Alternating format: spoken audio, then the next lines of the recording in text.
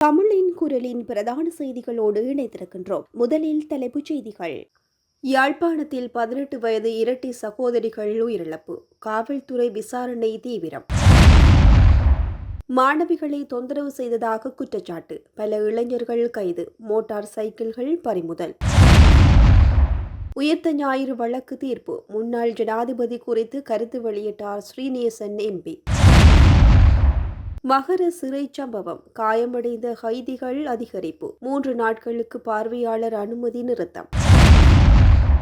மகர சிறை நிலைமை கட்டுப்பாட்டில். சம்பவம் குறித்து விளக்கமளித்த நீதியமைச்சர். பூஜித் ஜெயசுந்தர நியமனம் தொடர்பில் விமல் வீரவன்ச புதிய குற்றச்சாட்டு. முன்னாள் அமைச்சர்களின் அரச இல்லங்களை பயனுள்ள நோக்கங்களுக்கு மாற்ற ஜனாதிபதி பணிப்பு.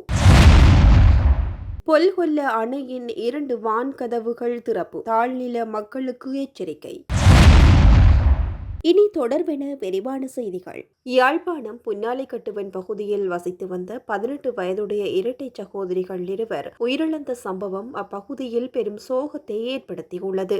ஆரம்ப தகவல்களின்படி வீட்டில் வேறு யாரும் இல்லாத நேரத்தில் அவர்கள் தமக்கு தாமே தீக்காயம் ஏற்படுத்திக் கொண்டதாக கூறப்படுகின்றது. பின்னர் அவர்கள் உடனடியாக மீட்கப்பட்டு தெல்லிப்பளை ஆதார வைத்தியசாலையில் அனுமதிக்கப்பட்டனர். அங்கிருந்து மேலதிக சிகிச்சைக்காக யாழ்ப்பாணம் போதனா வைத்தியசாலைக்கு மாற்றப்பட்டனர். எனினும் மருத்துவர்களின் தீவிர சிகிச்சை அளிக்கப்பட்ட போதிலும் இன்று அதிகாலை இருவரும் உயிரிழந்ததாக மருத்துவமனை வட்டாரங்கள் தெரிவித்துள்ளன.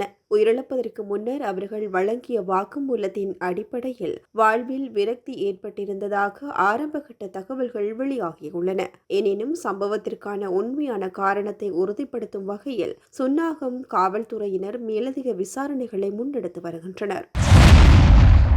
அம்பாறை மாவட்டத்தின் சம்மாந்துறை பகுதியில் தனியார் கல்வி நிலையங்களுக்கு சென்று வந்த மாணவிகளை மோட்டார் சைக்கிள்களில் பின்தொடர்ந்து தொந்தரவு செய்ததாக கூறப்படும் பல இளைஞர்கள் போலீசாரினால் கைது செய்யப்பட்டுள்ளனர். போலீசார் மேற்கொண்ட விசேட சோதனை நடவடிக்கையின் போது போக்குவரத்து விதிமுறைகளை மீறி தலைக்கவசம் அணியாமல் பயணித்தமை உள்ளிட்ட குற்றச்சாட்டுகளின் அடிப்படையில் 8 மோட்டார் சைக்கிள்களும் பறிமுதல் செய்யப்பட்டுள்ளன. பொதுமக்களிடமிருந்து கிடைத்த காணொளி மற்றும் புகைப்பட ஆதாரங்களின் அடிப்படையில் இந்த நடவடிக்கை முன்னெடுக்கப்பட்டதாக போலீசார் தெரிவித்துள்ளனர். கைது செய்யப்பட்ட சந்தேக நபர்கள் பொதுமக்களுக்கு இடையூறு விளைவித்ததாக கூறப்படும் குற்றச்சாட்டின் கீழ் சம்மாந்துறை நீதவான் நீதிமன்றில் முன்னிலைப்படுத்தப்பட்டுள்ளனர். சம்மாந்துறை போலீஸ் நிலைய பொறுப்பதிகாரி வெளியிட்டுள்ள அறிக்கையில் சட்டவிரோத அல்லது சமூகத்திற்கு இடையூறு விளைவிக்கும் செயல்கள் தொடர்பான தகவல்கள், காணொளிகள் மற்றும் புகைப்படங்களை பொதுமக்கள் உடனடியாக போலீசாருக்கு வழங்குமாறு கேட்டுக் கொள்ளப்பட்டுள்ளது. மேலும் போக்குவரத்து விதிகளை மதித்து நடக்க வேண்டும் என்றும் பெண்களுக்கு எதிரான தொந்தரவு சம்பவங்கள் தொடர்பில் பாரபட்சமின்றி சட்ட நடவடிக்கை எடுக்கப்படும் என்றும் போலீசார் வலியுறுத்தியுள்ளனர். அதேவேளை பெற்றோர்களும் தங்களது பிள்ளைகளின் வாகன பயன்பாடு மற்றும் அன்றாட நடவடிக்கைகள் குறித்து கூடுதல் கவனம் செலுத்துமாறும் அறிவுறுத்தப்பட்டுள்ளது. உயிர்த்த ஞாயிறு தாக்குதல் தொடர்பான வழக்கில் முன்னாள் உயர்மட்ட அதிகாரிகளுக்கு வழங்கப்பட்டுள்ள நீதிமன்ற தீர்ப்பை தொடர்ந்து மட்டக்களப்பு மாவட்ட நாடாளுமன்ற உறுப்பினர் ஞானமுத்து ஸ்ரீநேசன் தனது அரசியல் கருத்துக்களை வெளியிட்டுள்ளார். மட்டக்களப்பில் நடைபெற்ற நிகழ்வொன்றில் உரையாற்றிய அவர் முன்னாள் பாதுகாப்பு செயலாளர் மற்றும் முன்னாள் காவல்துறை மா அதிபருக்கு வழங்கப்பட்ட தீர்ப்புகள் பலரிடமும் கவனத்தை ஈர்த்துள்ளதாக குறிப்பிட்டார். அதேவேளை உயிர்த்த ஞாயிறு தாக்குதலில் உயிரிழந்த 269 பேருக்கும் காயமடைந்த நூற்றுக்கணக்கானோருக்கும் நீதி கிடைக்க வேண்டியது அவசியம் என்றும் பாதுகாப்பு பொறுப்பில் இருந்த அதிகாரிகள் தங்களது கடமைகளை முறையாக நிறைவேற்ற தவறியதாக நீதிமன்றம் கருதியதன் அடிப்படையிலேயே இந்த தீர்ப்பு வழங்கப்பட்டுள்ளதாகவும் அவர் தெரிவித்தார். மேலும் இந்த தீர்ப்புகள் முன்னாள் ஜனாதிபதி உள்ளிட்ட சம்பவத்துடன் தொடர்புபடுத்தப்படும் பிற தரப்பினரிடமும் சட்ட ரீதியான அச்சத்தை ஏற்படுத்தக்கூடும் என அவர் தனது தனிப்பட்ட அரசியல் கருத்தை வெளிப்படுத்தினார். இந்நிலையில் உயிர்த்த ஞாயிறு தாக்குதல் தொடர்பான மேலதிக சட்ட நடவடிக்கைகள் மற்றும் விசாரணைகள் தொடர்ந்து நடைபெற்று வருவதுடன் எதிர்கால நீதிமன்ற முடிவுகள் இந்த வழக்கின் அடுத்த கட்டத்தை தீர்மானிக்கும் என எதிர்பார்க்கப்படுகின்றது. மகர சிறைச்சாலையில் அண்மையில் இடம்பெற்ற கலவரத்தை தொடர்ந்து காயமடைந்த கைதிகளின் எண்ணிக்கை அதிகரித்துள்ளதாக சிறை நிர்வாகம் தெரிவித்துள்ளது. இதனையடுத்து பாதுகாப்பு மற்றும் நிர்வாக நடவடிக்கைகளின் காரணமாக எதிர்வரும் 3 நாட்களுக்கு கைதிகளை பார்வையிடுவதற்கான அனுமதி தற்காலிகமாக இடைநிறுத்தப்பட்டுள்ளது. சிறை நிர்வாகம் வெளியிட்ட தகவலின்படி கலவரத்திற்கு பின்னர் நிலைமையை கட்டுப்பாட்டிற்குள் கொண்டுவர பல்வேறு நடவடிக்கைகள் மேற்கொள்ளப்பட்டு வருகின்றன. இதன் ஒரு பகுதியாக மகர சிறையில் இருந்து 104 கைதிகள் நாட்டின் 7 வேறு சிறைச்சாலைகளுக்கு மாற்றப்பட்டுள்ளனர். மேலும் கலவரத்தில் காயமடைந்த கைதிகளில் 10 பேர் மருத்துவமனைகளில் சிகிச்சை பெற்று வருவதாகவும் சம்பவத்தின் போது ஒருவர் உயிரிழந்ததாகவும் அதிகாரப்பூர்வ தகவல்கள் தெரிவிக்கின்றன. சம்பவம் தொடர்பான மேலதிக விசாரணைகள் தொடர்ந்து நடைபெற்று வருவதுடன் சிறைச்சாலையின் பாதுகாப்பு மற்றும் ஒழுங்கு நிலையை மீளமைக்கும் பணிகளில் அதிகாரிகள் ஈடுபட்டு வருகின்றனர். மகர சிறைச்சாலையில் அண்மையில் ஏற்பட்ட அமைதியற்ற நிலை தற்போது முழுமையாக கட்டுப்பாட்டிற்குள் கொண்டுவரப்பட்டுள்ளதாக நீதியமைச்சர் ஹர்ஷன நாணயக்கார தெரிவித்துள்ளார். அவர் வெளியிட்டுள்ள தகவலின்படி இந்த சம்பவம் நீர்கொழும்பு சிறைச்சாலையில் இடம்பெற்ற கைதிகளிடையிலான மோதலில் இருந்து வேறுபட்ட தன்மையுடையதாகும். மகர சிறைச்சாலையில் ஏற்பட்ட பதற்றம் சிறை நிர்வாகத்தை இலக்காக கொண்டு உருவானதாக ஆரம்பகட்ட தகவல்கள் சுட்டிக்காட்டுவதாக அவர் கூறினார். சிறைச்சாலைக்குள் போதைப்பொருள் கடத்தலை தடுக்கும் வகையில் அரசாங்கம் மேற்கொண்டுள்ள கடுமையான கட்டுப்பாட்டு நடவடிக்கைகள் சிலரிடையே அதிருப்தியை ஏற்படுத்தியிருக்கலாம் என்றும் அதுவே இந்த சம்பவத்திற்கான காரணங்களில் ஒன்றாக இருக்கலாம் என்றும் அமைச்சர் குறிப்பிட்டார். எனினும் இறுதி முடிவுகள் விசாரணை அறிக்கையின் பின்னரே உறுதிப்படுத்தப்படும் என்றார். பாதுகாப்பை உறுதிப்படுத்தும் நோக்கில் காவல்துறையினரும் விசேட அதிரடிப்படையினரும் தொடர்ந்தும் பணியில் ஈடுபடுத்தப்பட்டுள்ளனர்.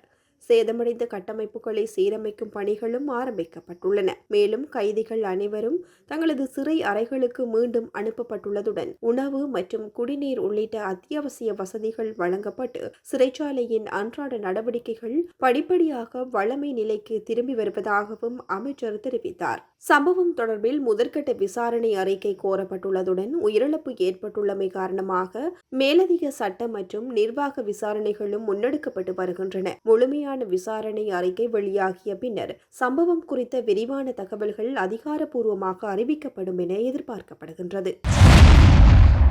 முன்னாள் போலீஸ் மா அதிபர் பூஜித் ஜெயசுந்தரவின் நியமனம் தொடர்பாக தேசிய சுதந்திர முன்னணியின் தலைவர் விமல் வீரவன்ச புதிய அரசியல் குற்றச்சாட்டுகளை முன்வைத்துள்ளார். ஊடகங்களிடம் கருத்து தெரிவித்த அவர் முன்னாள் பிரதமர் ரணில் விக்ரமசிங்க பதவியில் இருந்த காலத்தில் தற்போதைய ஜனாதிபதி அனுரகுமார திசாநாயக்கவின் தரப்பிலிருந்தே பூஜித் ஜெயசுந்தரவை போலீஸ் மா அதிபராக நியமிக்க பரிந்துரை செய்யப்பட்டதாக கூறினார். மேலும் ஊழலை ஒழிக்கும் நோக்கில் அந்த நியமனம் அவசியம் என அப்போது வலியுறுத்தப்பட்டதாகவும் இது குறித்த தகவல்களை முன்னாள் பிரதமர் ரணில் விக்ரமசிங்கவிடம் உறுதிப்படுத்திக் கொள்ள முடியும் என்றும் அவர் தெரிவித்தார். அந்நேரம் பூஜித் ஜெயசுந்தரவுடன் தமக்கு எந்தவித தனிப்பட்ட தொடர்பும் இல்லை என குறிப்பிட்ட விமல் வீரவன்ச அவரது பதவிக்காலத்தில் போலி கடவுச்சீட்டு வழக்கில் தாம் சிக்க வைக்கப்பட்டதாகவும் பின்னர் நீதிமன்றம் தம்மை குற்றமற்றவர் என தீர்ப்பளித்ததாகவும் கூறினார். இதனுடன் உயிர்த்த ஞாயிறு தாக்குதல் தொடர்பான வழக்கில் முன்னாள் போலீஸ் மா அதிபர் பூஜித் ஜெயசுந்தர மற்றும் முன்னாள் பாதுகாப்பு செயலாளர் ஹேமஸ்ரீ பெர்னாண்டோ ஆகியோருக்கு கொழும்பு மேல் நீதிமன்றம் அண்மையில் மரண தண்டனை விதித்துள்ளமை மீண்டும் அரசியல் விவாதங்களை ஏற்படுத்தியுள்ளது.